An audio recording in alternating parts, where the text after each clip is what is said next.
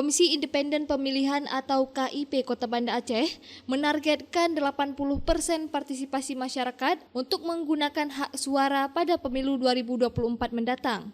Hal tersebut disampaikan dalam kegiatan ngopi bareng bersama wartawan dan Forkopimda di Banda Aceh dengan tema Pemilih Cerdas Pemilu Berkualitas.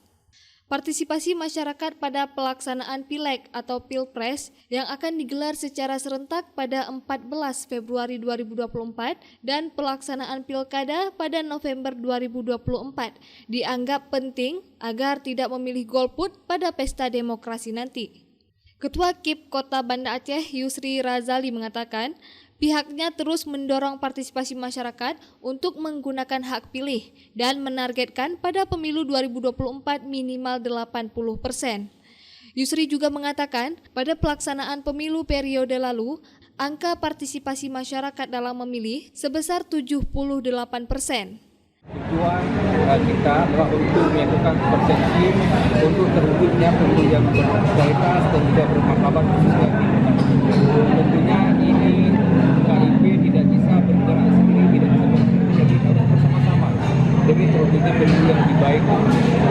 Kalau jumlah pemilih di Kota Banda Aceh itu 169.000 lebih dengan tersebar dari 618 TPS yang ada di seluruh Kota Banda Aceh yang terbagi di dalam 90 kampung.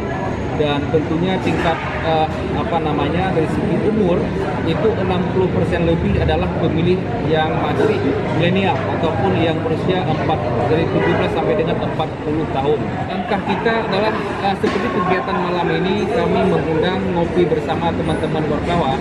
Itu salah satu langkah untuk bersama-sama teman-teman wartawan untuk menyampaikan informasi-informasi pemilu kepada masyarakat supaya masyarakat ini tergerak di saat tanggal 14 Februari nantinya hadir ke TPS dengan memberikan hak suaranya supaya jangan golput.